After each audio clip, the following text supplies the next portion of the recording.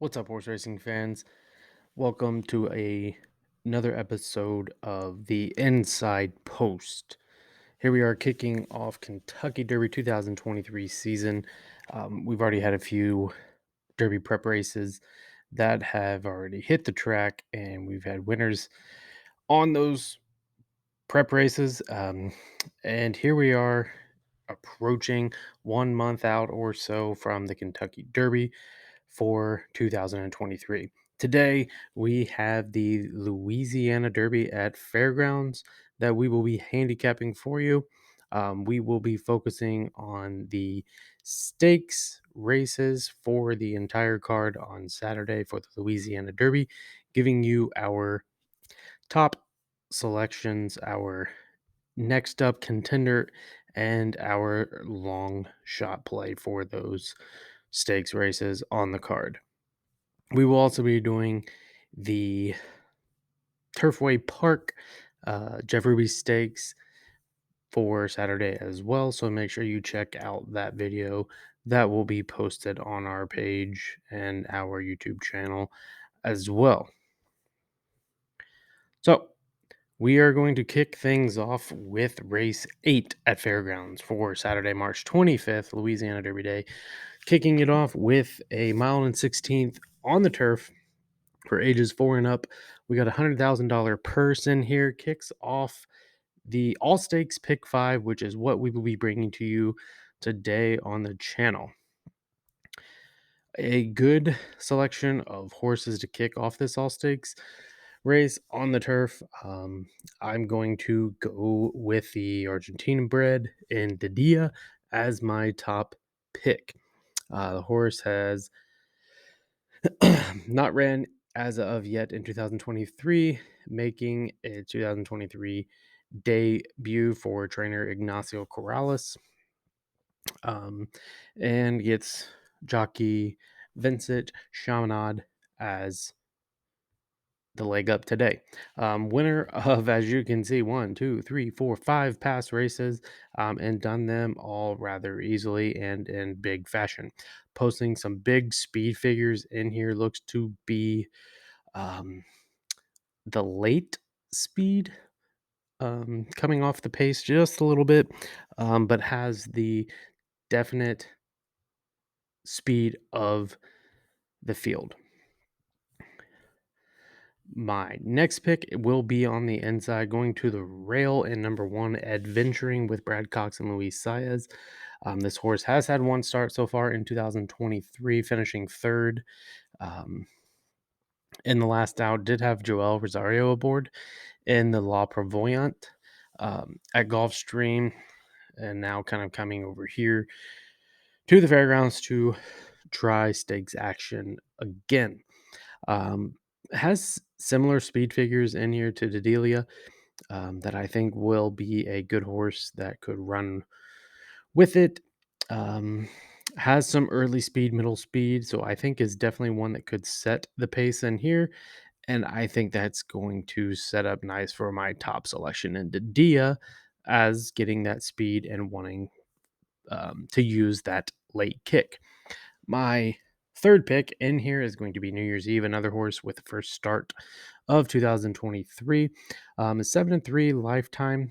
Has ran in some big races um, at Keeneland or Kentucky Downs, Saratoga, Belmont, Churchill. Ran in some fairly big graded stakes races. Um, the biggest one probably being at Churchill, the Edgewood, where it beat out McCulloch and Dolce Zell in that race at 14-1. Failed last time out as the odds-on favorite, so I think should turn a little bit better outing coming in to this race.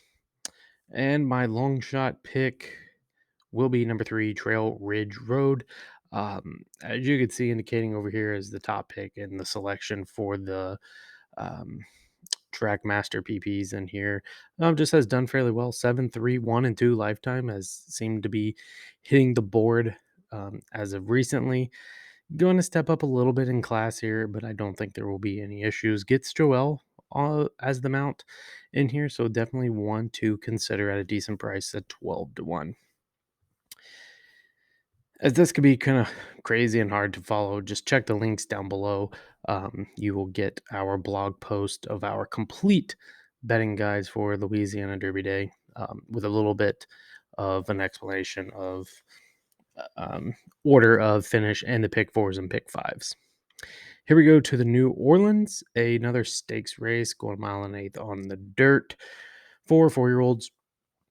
And up, this one is actually classified as a grade 2 for 500,000. This will be, um, I guess, the what they're calling a Bayou Bluegrass pick five. So it's kind of 9 through 13, I believe, in those last 5 races, which 13 is not a stakes race. This is where we get the famous art collector, and he will be my top pick. Um, I really, our last video that we done was him in the Pegasus World Cup, so I really like his chances in here coming off of that brilliant ride that he was given by Junior Alvarado in the Pegasus World Cup. I think he's in great form. Coming in here with not much other class or horses that could challenge him. One of them that could would be West Willpower, but I'm kind of leaving that one off of my sheet, going with a little bit further outside and Pioneer of Medina. I really like that horse's race last time out in the Mine Shaft with Luis Saez for Todd Pledger. Posted a big 109 speed figure in that grade 3 stakes race. Is familiar with the Fairgrounds dirt.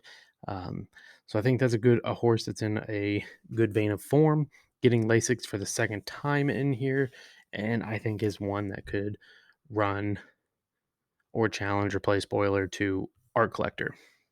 Going back to the inside, Happy American, who has ran against Pioneer of Medina, did terribly last time out. Just had nothing, no late kick. There was really nothing there for him. However, if you look 2 times back, beating out Mr. Wireless, posting decent speed figures at 97 and a 107, that's where the horse really kind of showed what it could be. Again, familiar with the fairgrounds dirt or the fairgrounds atmosphere, this horse should run a little bit better than that last out. And long shot pick, I'm just kind of taking a swing here with Rattle and Roll.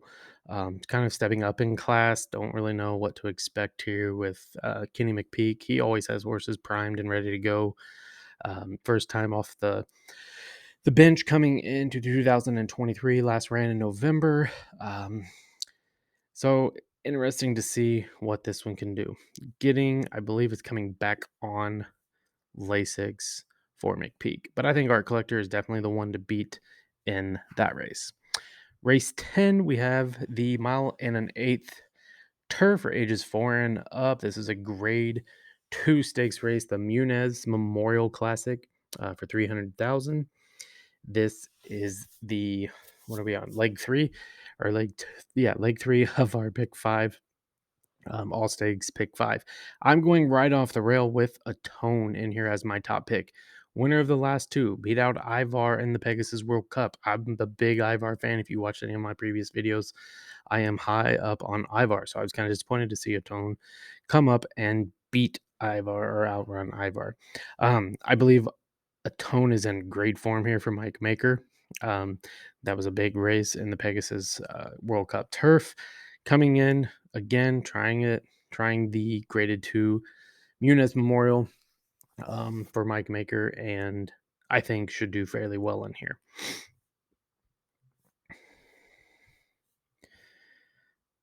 Going a little bit further inside, we have Spooky Channel number 5 with Joel Rosario for Jason Barkley. A horse looking past that last out at, I believe it was Houston in the Turf Cup Sprint. If you go back and look at the Betty DeBelter or Beltor Memorial at Fairgrounds, if you go back at Keeneland, those last 3 races that I kind of have marked on the PPs, the horse ran spectacular in Spooky Channel. Big speed figures, kind of set right off the pace, and then had a great last kick to kind of finish off during the drive run. And then going back to Remington Park, kind of came off the pace as it was 10th coming out of the gate and did a fairly good job there by James Graham. of kind of getting through traffic, rallying late, and kind of putting those away as the post time favorite. So I think a little bit better outing here from Spooky Channel than what was posted last time. Um, I think just has the class, has the experience, has a pretty good jockey with Joel Rosario getting the mount in here. And I'm going right next door with my third pick and two Emmys. I believe this horse is in a great vein of form. Last time out in the Fairgrounds Stakes, posted a 105 speed figure, got James Graham aboard again, beat out Gentle Soul and English Tavern. Some other horses that were in here, was definitely the heavy favorite in that one as well. Has been the heavy favorite in its last 3 out of 4 starts. Um, Looking back at Keeneland, ran in the Elkhorn against some pretty tough class and Channel Maker. Um, and just kind of has that lifetime experience in these types of races that I think two Emmys will be a horse to contend with.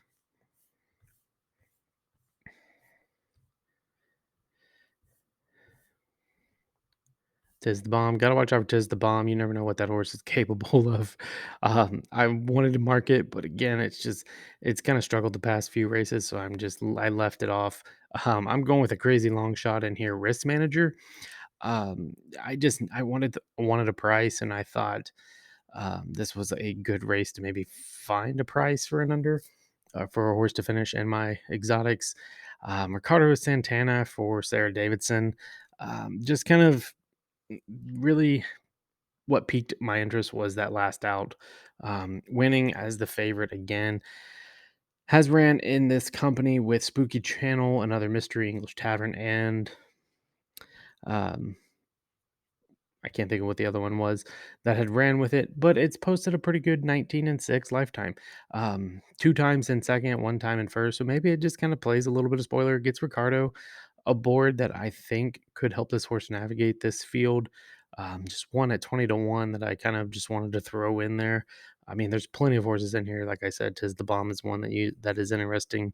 Native Thunder, just as further outside, is interesting as well. But I'm going to stick with Risk Manager as my long shot pick in here just based off of that last out.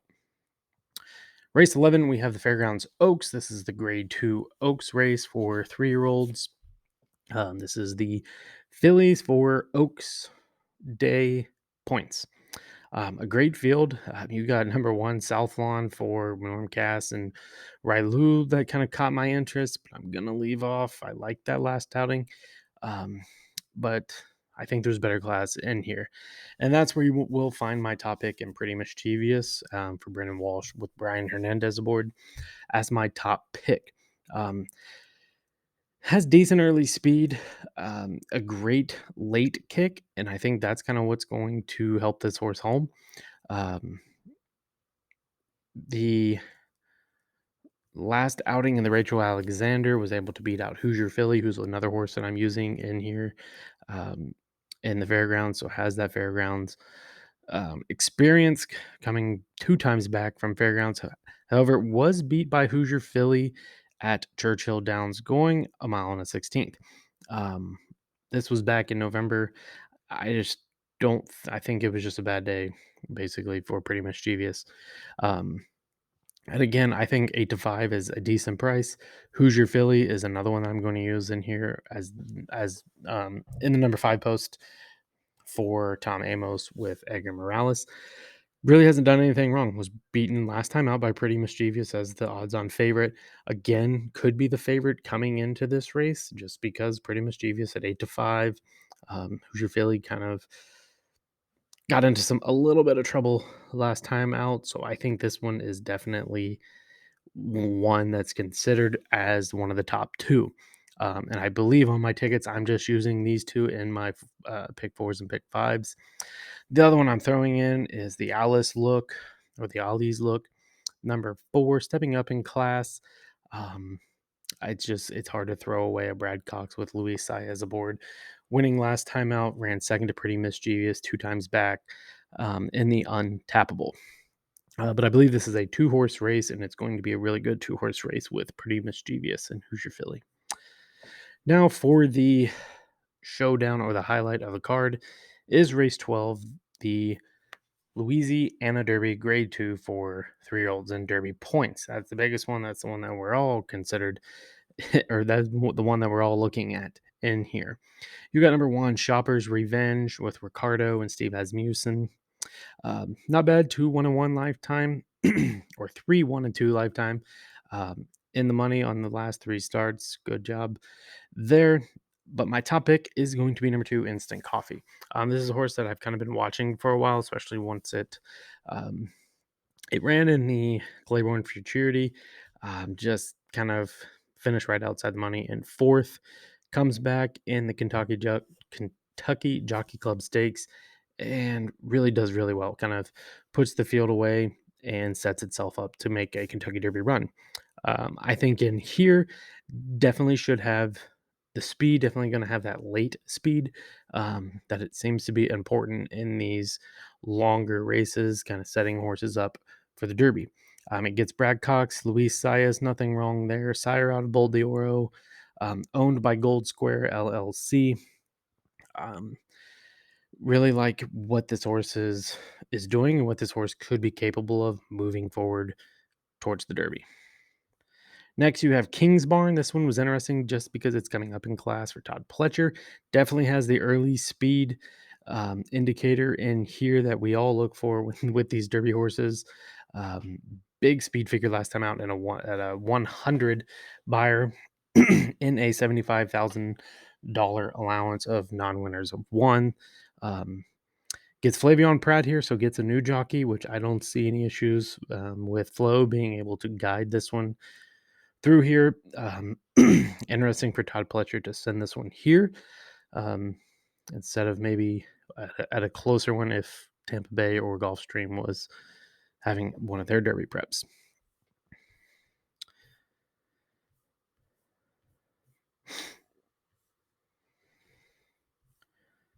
And I guess I didn't mark my other one. I like Tabit's Conquest in here also for Brad Cox with Manny Franco. Kind of the last outing was kind of bad in the Risen Star.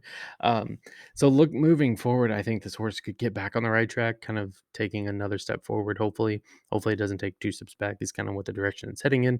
Hopefully that's just a small hiccup and it gets back into those big speed figures. There's my long shot. Jace's Road with Flo and Brad Cox in here. I'm picking this one as a long shot pick just because I feel like it may not get bet. It was a September yearling that was purchased for $510,000 out of Quality Road. West Point Thoroughbred is the owner with both families interested in this one as well. Last time Flo got on this horse, it did win the Gunrunner Stakes. Flo has been on this one, I believe, before in the street since, got smoked in that one as the heavy favorite in there. It's kind of a horse that's been up, down, up, down. Hopefully this is one of the up races. If you look back, it's kind of went in that up, down, up, down. Definitely had a down last time out, getting beat by Arabian Night and Red Route 1, finishing 5th, and just did not have any late kick. So it comes in here 12-1. I think it's worth a shot to tie in with your exactas or trifectas if that's the type of better you are. So there is my selections for the Louisiana Derby Day. I'm picking Instant Coffee on top in the Louisiana Derby with all of our stakes action and stakes races for Saturday Louisiana Derby Day. Make sure to leave a like or hit that like button, leave a comment on your top selection, and give us a subscription and a follow. We will be posting more Kentucky Derby preps coming up as we have the Jeff Ruby Stakes and, of course, the ever so 100 points races in the Florida Derby, in the Wood, and the Santa Anita Derby. Thanks for following, and good luck on your